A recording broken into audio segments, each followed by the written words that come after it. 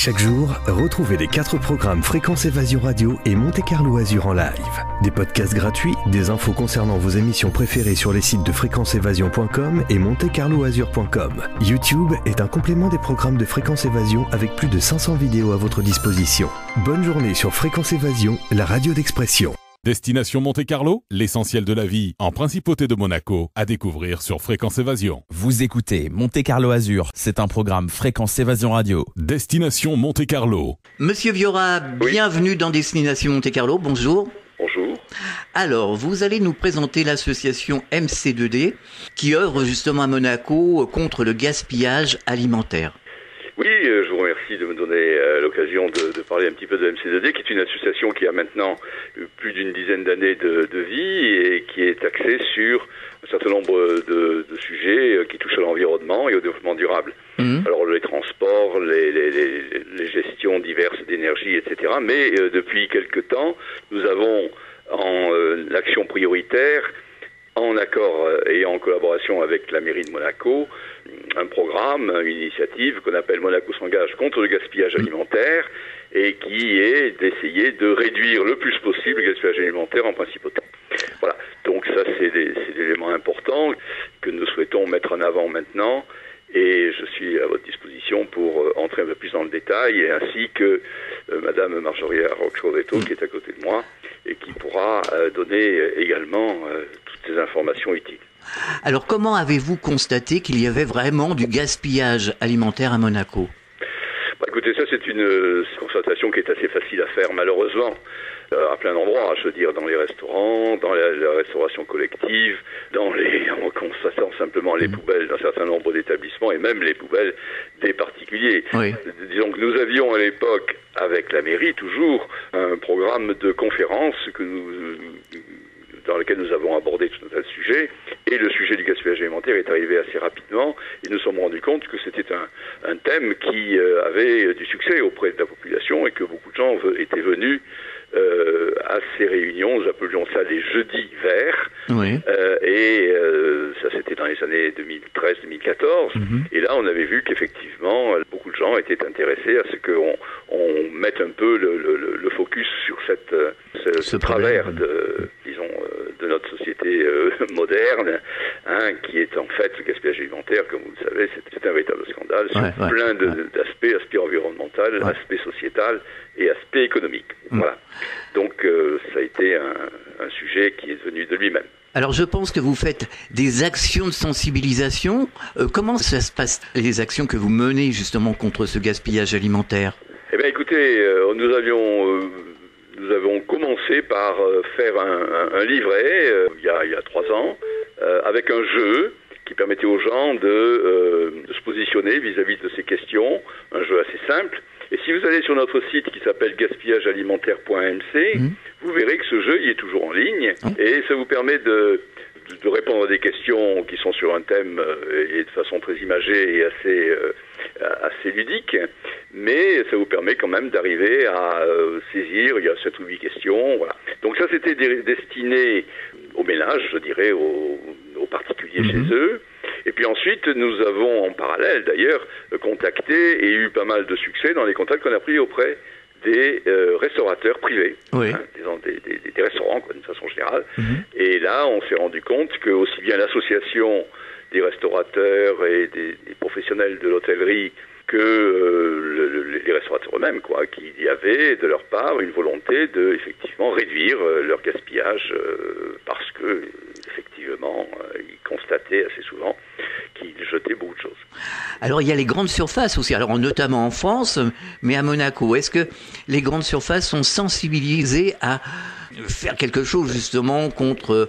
On jette n'importe quoi, on jette n'importe quoi dans les poubelles, des aliments qui pourraient être redistribués à des personnes nécessiteuses. Est-ce que c'est le cas à Monaco ? Alors les grandes surfaces à Monaco sont sensibilisées, connaissent la question, ont toutes un programme, disons, mais rien n'est vraiment formalisé. Et à titre individuel, elles peuvent avoir une action vis-à-vis de certaines associations ou de dons d'ailleurs même pour une utilisation dans le jardin zoologique, des choses comme ça. Mais pour le moment, il n'y a pas programme vraiment établi, comparable à celui qui est mis en place en France, qui oblige en France les grandes surfaces à avoir des contrats avec des associations.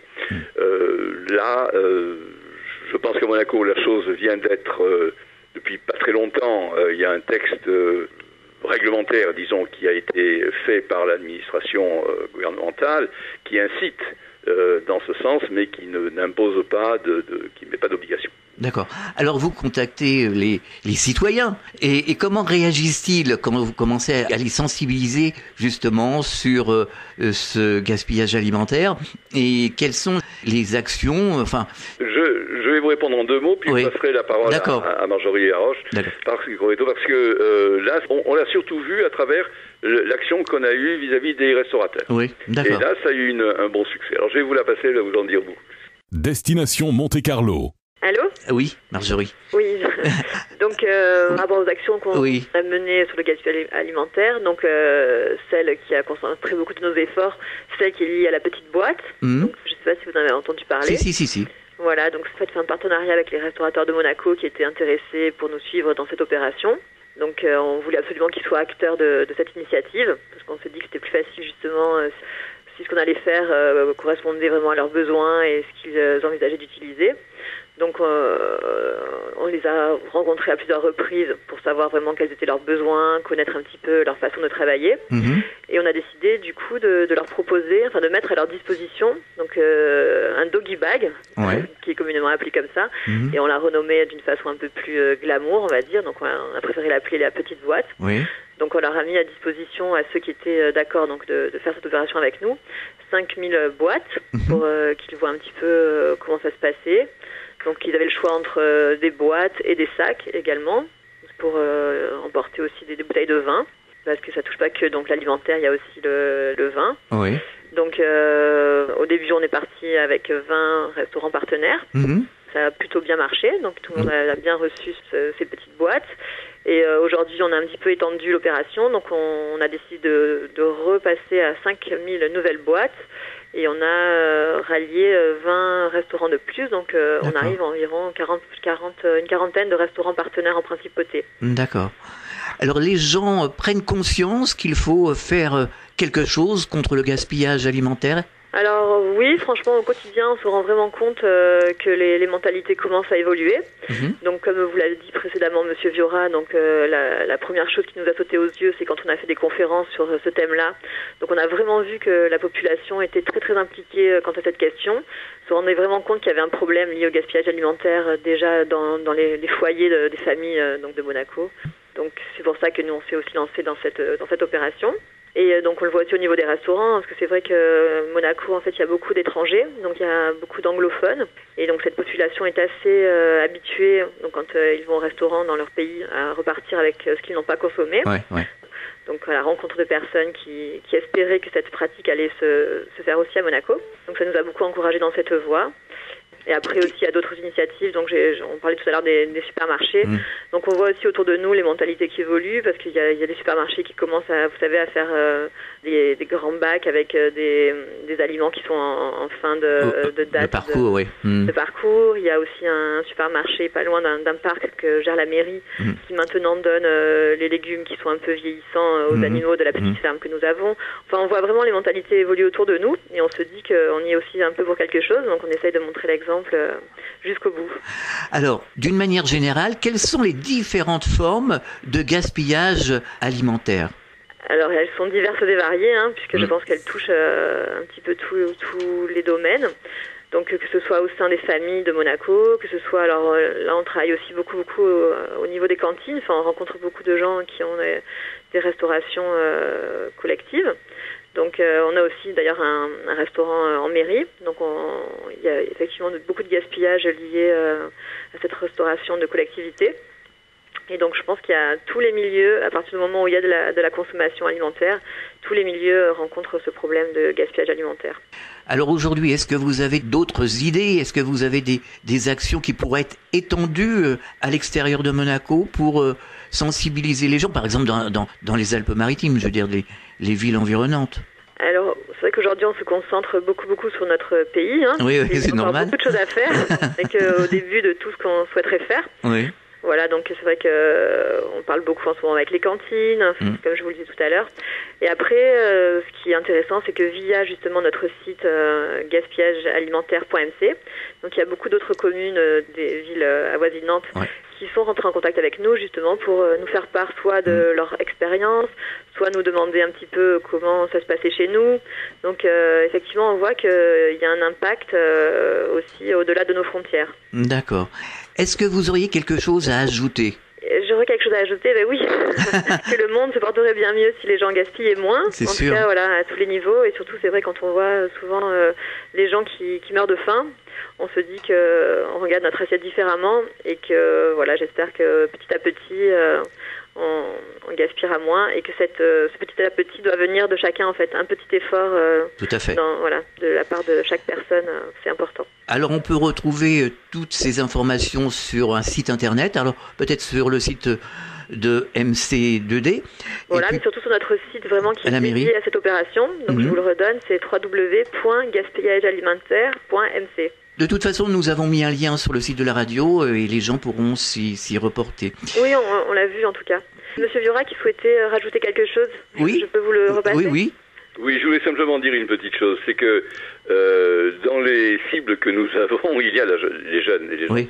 Et c'est évident que c'est là qu'il y a probablement le plus à faire, parce que on se rend compte très souvent que les enfants assez jeunes sont sensibles à toutes ces questions environnementales, puis quelquefois en grandissant ils oublient un peu.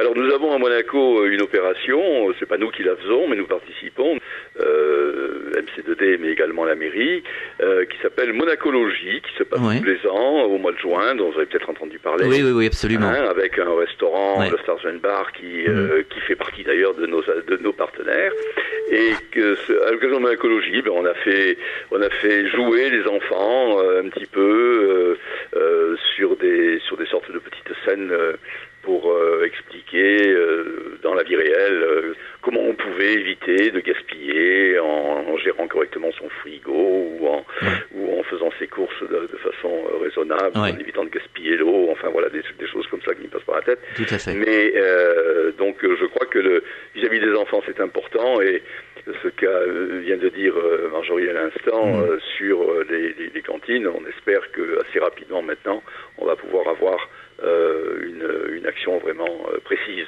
et visible et notable. D'accord. Voilà. Marjorie, Monsieur Viora, merci pour cette intervention et bon courage pour la suite en tout cas. Merci beaucoup. Merci beaucoup. Destination Monte-Carlo, l'essentiel de la vie en principauté de Monaco, à découvrir sur Fréquence Évasion. Vous écoutez Monte-Carlo Azur, c'est un programme Fréquence Évasion Radio. Destination Monte-Carlo.